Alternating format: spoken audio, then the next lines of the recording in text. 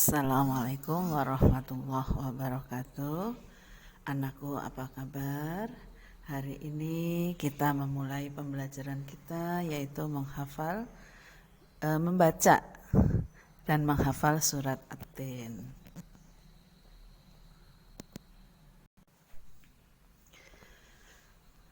Pembelajaran kita yang pertama adalah membaca dan menghafalkan surat At-Tin.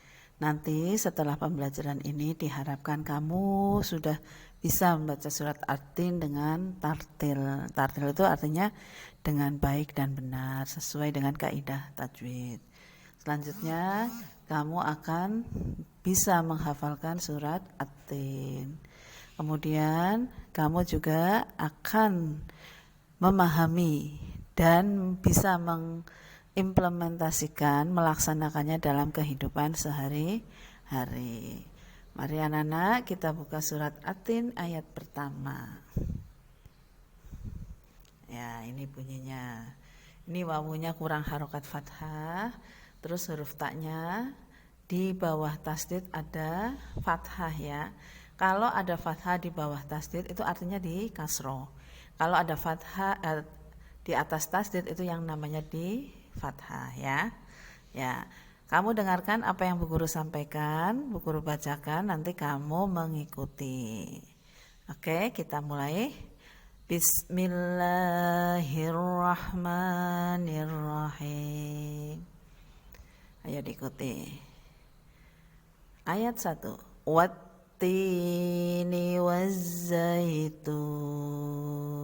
Sekali lagi dengarkan. Wattini wazzaitun. Kamu ikuti? Ya. Itu artinya demi buah tin dan buah zaitun. At-tin berarti buah tin, az-zaitun berarti buah zaitun. Ayat kedua. Wa turi sinin. Dengarkan lagi. Wa turi sinin. Ikuti. Oke.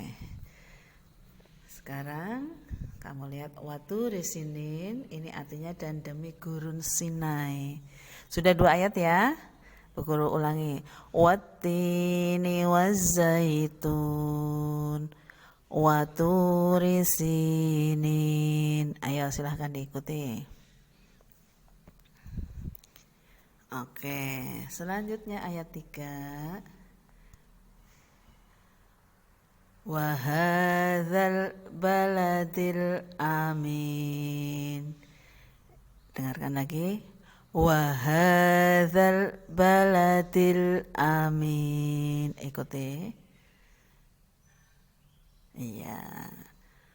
Sudah 3 ayat. Ayat yang ketiga, ayo bareng-bareng sama Bu Guru.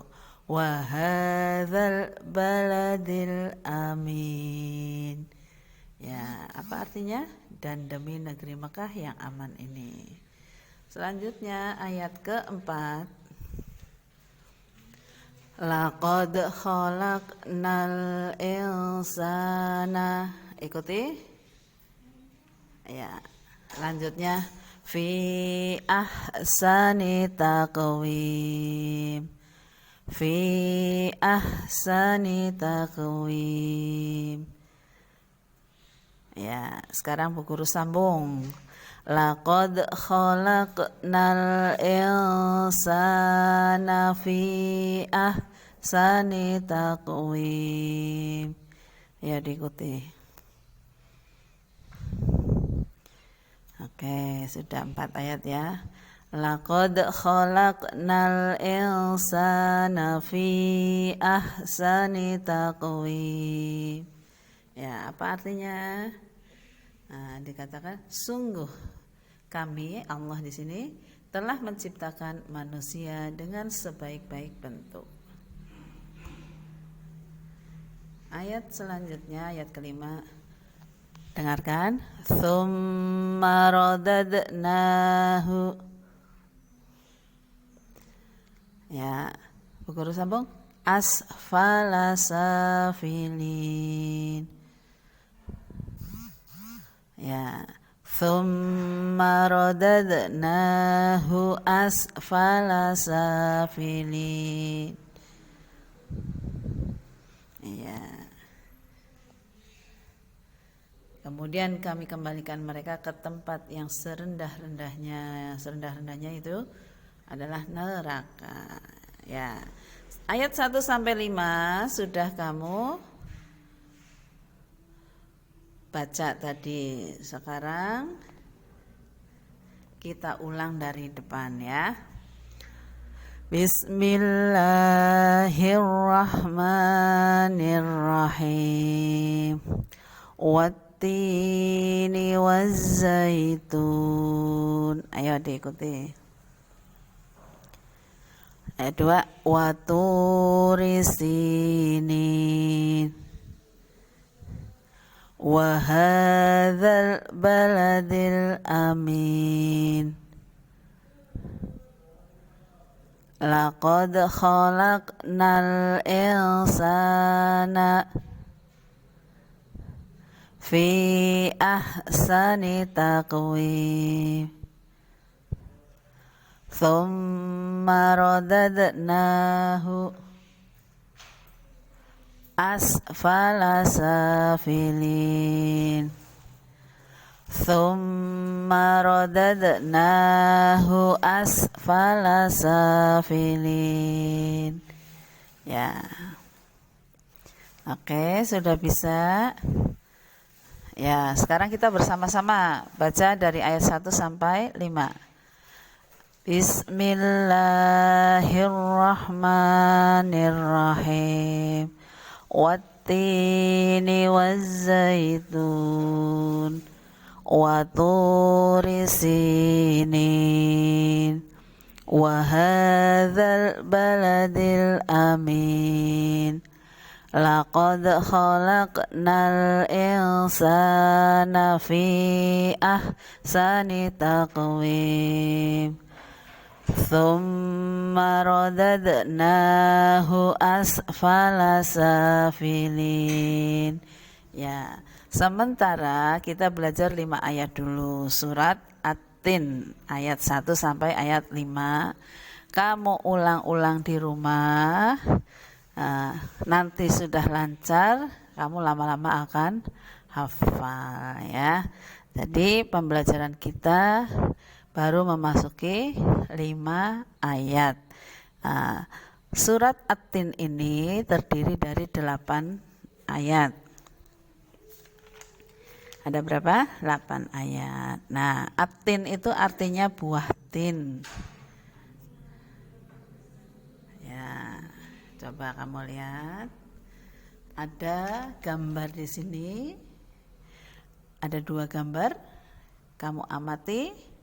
Ada yang berwarna merah dan ada yang berwarna hijau. Sudah kamu amati, kamu lihat. Kira-kira tadi buah apa yang kamu lihat? Nah, ini buah apa? Ya, inilah yang namanya buah tin. Buah ini tumbuh dengan subur di daerah Jazirah Arab, ya. Nah, namun dengan adanya teknologi pertanian sekarang buah tin bisa ditanam di Indonesia. Nah, kenapa Allah bersumpah di sini di dalam surat At-Tin? Allah bersumpah wattini wazzaitun, demi buah tin, wazzaitun dan buah zaitun. Nah, ternyata buah tin itu banyak sekali mengandung manfaat. Nah, di antaranya digunakan untuk mengobati beberapa penyakit. Nah, di antaranya penyakit tulang, pencernaan, diabetes atau gula, bahkan untuk menyembuhkan luka. Ya, selain dikonsumsi untuk dimakan seperti biasa, itu juga bisa digunakan untuk pengobatan. Kemudian yang kedua adalah buah zaitun. Ini bentuknya seperti ini. Nah, buah zaitun juga banyak sekali manfaatnya, khususnya untuk kecantikan kulit ya. Jadi bisa digunakan untuk membuat sabun, untuk untuk membuat pelembab, untuk membuat kosmetik, bahkan juga untuk mengobati beberapa penyakit seperti penyakit jantung, asma, kanker ini ya. Nah, buah zaitun ini kalau diolah bisa menjadi minyak. Nah, minyak ini yang nantinya dijual dan mahal sekali harganya ya. Nah, bahkan minyak ini bisa dikonsumsi secara langsung. Nah, ini minyaknya tidak mengandung lemak. Nah, dalam ayat pertama Allah itu bersumpah kepada ciptaannya, yaitu buah tin dan buah zaitun. Kalau Allah bersumpah, berarti apa yang akan disampaikan Allah selanjutnya adalah hal-hal yang memang luar biasa ya. Nah, apa yang akan disampaikan Allah di ayat selanjutnya? Ternyata di ayat kedua dan ketiga Allah masih bersumpah dengan ciptaannya.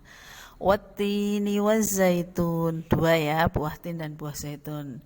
Nah, selanjutnya waturisinin. Waturisinin itu adalah dan demi gurun Sinai. Nah, gurun Sinai atau bukit Sinai. Yang mana? Kamu lihat gambarnya? Iya.